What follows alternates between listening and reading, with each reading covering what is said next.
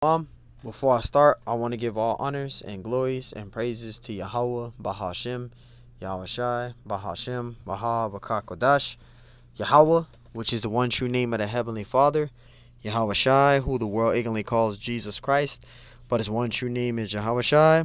Double honors to the elders and apostles of Great Millstone, who will well teach well, because those are the men who I learned this truth from through the spirit and power of Yahweh Shai. Peace, blessings, salutations to the hopeful elect, and shalom to you, sincere brothers scattered abroad, pushing forth this word in truth and sincerity. I am the brother Mashiach Irazakah from the servants of Yahweh Yahweh Shai Camp, Las Vegas, Nevada branch. And pretty much in this lesson is going to be titled as The End of the World is the End of Esau's Rulership. The end of the world is the end of Esau's rulership. And this is a quick hit. Lord willing, this lesson is edifying. This is 1 Corinthians 15 and 23.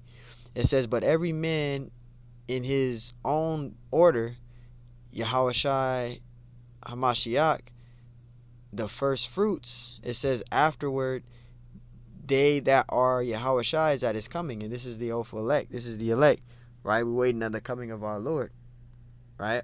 Verse 24, it says, then cometh the end. The end of what? The end of Esau's rulership. That's the end of the world. The end of his kingdom. The end of this rulership. The Edomites, right? The end of the world is the end of Esau's kingdom. I'm trying to be careful what I say. Verse 24, then cometh the end, when he shall have delivered up the kingdom of the Most High, even the Father, when he shall have put down all rule and all authority and power. Meaning, Yahweh Shai, when he comes back, right, he's going to set his kingdom on the planet Earth, right? He's going to do his, the Lord's going to cast his judgment, right? The Lord's going to cast his judgment. He's going to come in with that sharp sickle, right? Let me get that real quick. This is Revelation 14, I believe, and this going into that sharp sickle real quick. Here it is right here, verse 15. He's going to come in and he's going to do his judgment in the time of harvest. When this earth is ripe, when the time is ripe on the earth. He's gonna a sickle, a sharp sickle is a tool that you use to chop down weeds and stuff. Wheat and stuff. A sharp sickle, right? In harvesting. Salakia. I meant to say wheat. Salakia. This is Revelation 14:15. It says, and another angel came out of the temple, crying with a loud voice to him that sat on the cloud, right? Thrush in thy sickle and reap, for the time is come for thee to reap, for the harvest of the earth is right. Right, the Lord is going to come back to cast his judgment on the earth. The Yahweh Shai and the angels are gonna do some judgment, huge judgment, right? Verse 16, and he that sat on the cloud thrust in his sickle on the earth, and the earth was reaped, right? Because the Lord is going to do his time of harvesting. He's going to cast his judgment on the earth. This place called America is going to be destroyed in thermonuclear destruction.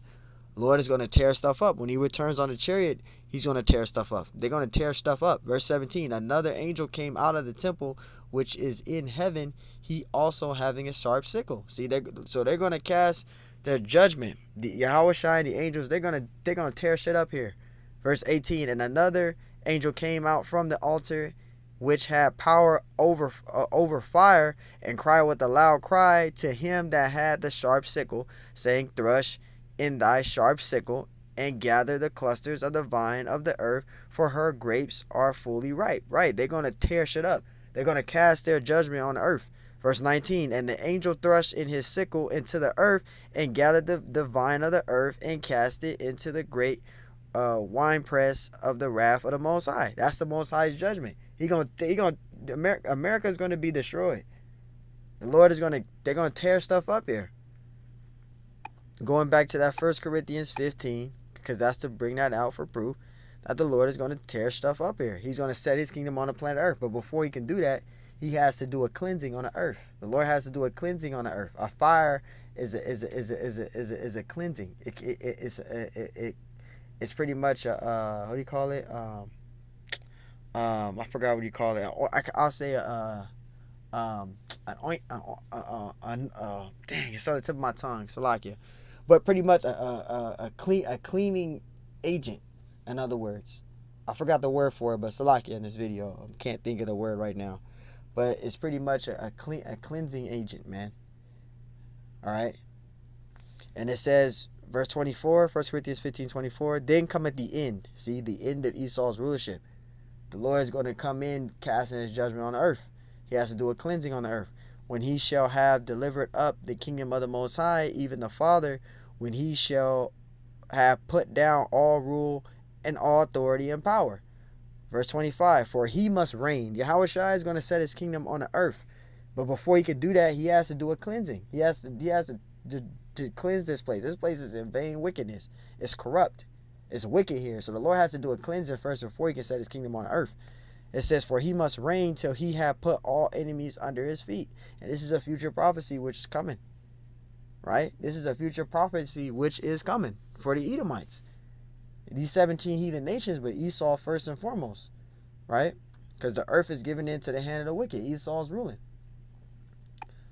So again, the end of the world is the end of Esau's rulership.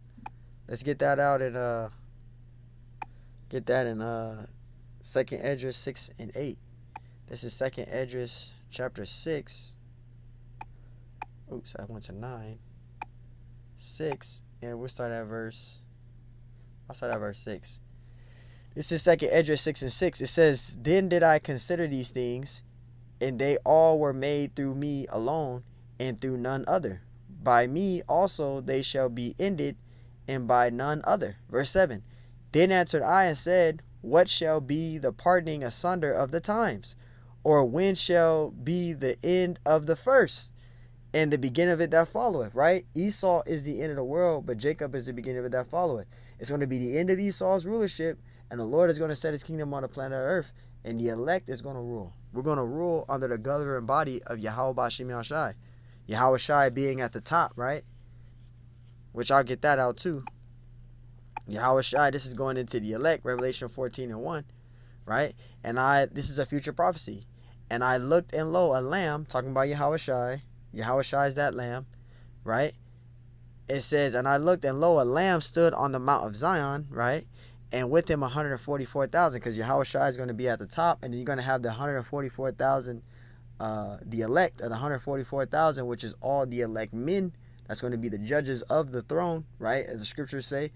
And then you're going to have the elect under that. So this is a future prophecy, having his father's name written in their foreheads, because the elect is going to be sealed with knowing of the name of the Lord. So this is a future prophecy right here. Right here. This is a future prophecy. The elect is going to be ruling. So that's where it says Jacob is the beginning of that follower, because the Lord is going to set his kingdom on the earth, and the elect is going to be ruling. That governing body, right? Which is the kingdom, the government of the kingdom of heaven.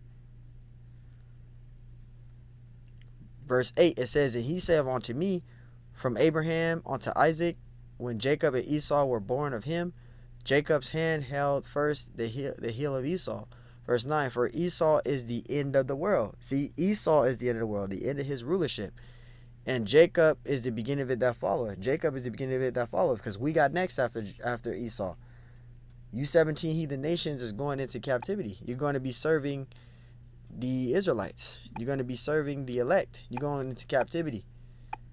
Revelation 13 and 9. It says, if any man have an ear, let him hear. He that leadeth into captivity shall go into captivity, starting with Esau, Edom, on down. These 17 heathen nations. Because we're in captivity to these 17 heathen nations. But these 17 heathen nations, you're going into slavery, starting from Esau first and foremost.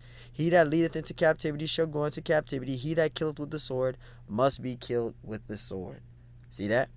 Here is the patience and the faith of the saints. And who are the saints? The Israelites. We're in captivity to you 17 heathen nations. You guys are ruling over us. Right? You guys are ruling over us. So Esau is the end of the world. And we'll wrap it up with Revelations 12 and 12. It's Revelation 12 and 12. Here it is right here. Revelation 12 and 12. It says, therefore rejoice ye heavens, and ye that dwell in them. Woe unto the inhabitants of the earth and of the sea, for the devil is come down unto you, having great wrath. That devil is talking about Esau, Edom. That's who that devil is. It says having great wrath because he knoweth that he had but a short time. He know that his kingdom's almost up. So that's why he's pushing all these agendas. He's pushing all these laws and regulations, right? Which is all leading into the hour of temptation because he don't have much time left. He's going to come in having great wrath. He's going to come in with his stormtroopers, man. The martial law, right? The global economic collapse, the digital currency, etc. That's all leading into the hour of temptation because Esau know that he has but a short time. He don't have much time left. He know that his kingdom is almost up, and he's going to try to rebel against giving up his kingdom and try to go up against the Lord. But he going to wind up losing anyway. So, hey, Lord willing, this lesson is edifying. I want to give all honors and glories and praise to Yahweh Bashim Hashai, Bashim Kodash, and double honors to the elders and apostles of Great Millstone that will well teach well, because those are the men who I learned this truth from through the spirit and power of Yahweh Bashim Hashai. Peace, blessings, salutations to the hopeful elect. And shalom to you, sincere brothers scattered abroad, pushing forth this word in truth and sincerity. I am the brother Mashiach Arazakah from the servants of Yahweh Yahweh Shai Camp, Las Vegas, Nevada branch. And Lord willing, this lesson is edifying. Till next time I say, shalom.